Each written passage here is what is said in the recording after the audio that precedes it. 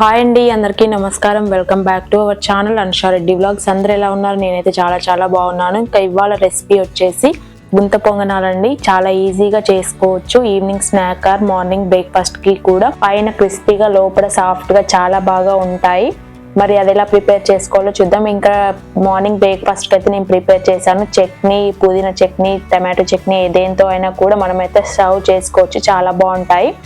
So ఒక్కసారి నేను చెప్పిన విధంగా తప్పకుండా ట్రై చేయండి. అంతకంటే ముందు ఫస్ట్ టైం కనుక నా ఛానల్ ఎవరైనా ఫాలో అయినట్లయితే సబ్స్క్రైబ్ చేసుకోండి. ముందుగా అయితే కరివేపాకు తీసుకొని ఇలా చాప్ చేసుకున్నానండి సన్నగా.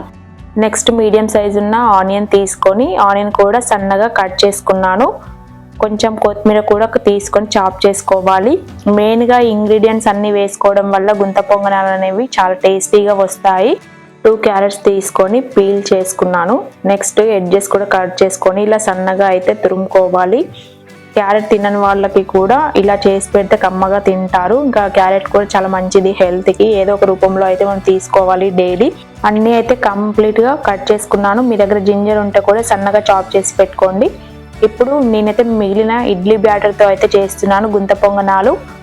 చాప్ చేసుకున్నవన్నీ కూడా వేసుకోవాలి. కరివేపాకు, ఆనియన్, తురుముకున్న క్యారెట్, అలాగే పచ్చిమిర్చి కూడా సన్నగా చాప్ చేసుకొని వేసుకొని నాకైతే ఇష్టం ఉండదు, సో అందుకని వేసుకోలేదు ప్రజెంట్ ఇందులో అయితే. ఇంకా కొంచెం జీలకర్ర, సాల్ట్ అన్నీ వేసుకొని ఒక్కసారి బాగా కలుపుకోవాలి. నేను ముందు రోజు అయితే ఇడ్లీ చేశాను, సో ఇంకా పిండి అయితే మిగిలింది, అందుకని గుంత పొంగనాలు అయితే వేసుకుంటున్నాను.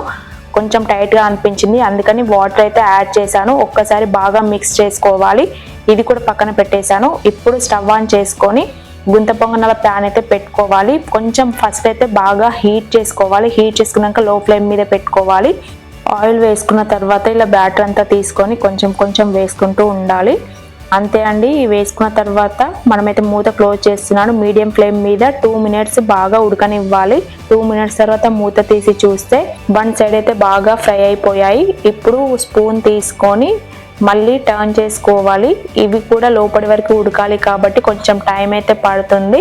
సో టర్న్ చేసుకొని ఆయిల్ అయితే ఇక్కడ మళ్ళీ ఏం అప్లై చేయట్లేదండి. ఫస్ట్ వేసుకున్న ఆయిలే సరిపోతుంది. మళ్ళీ ఒక 2 మినిట్స్ మాత్రం ఉడికించుకోవాలి. 2 మినిట్స్ తర్వాత చూస్తే మనకైతే 2 సైడ్స్ కూడా బాగా ఉడికిపోయాయి. ఇప్పుడైతే ఒక ప్లేట్లోకి సర్వ్ చేసుకుంటున్నాను. అంతే అండి, ఎంతో టేస్టీ అయిన గుంత పొంగనాలు రెడీ అయిపోయింది. ఇంకా ఇడ్లీ బ్యాటర్ మిగిలినప్పుడు మీరు కూడా ఒకసారి అయితే తప్పకుండా ట్రై చేయండి. ఈ రెసిపీ, ఈ వీడియో మీకు నచ్చినట్టయితే like, share and subscribe to our channel. Thanks for watching. By.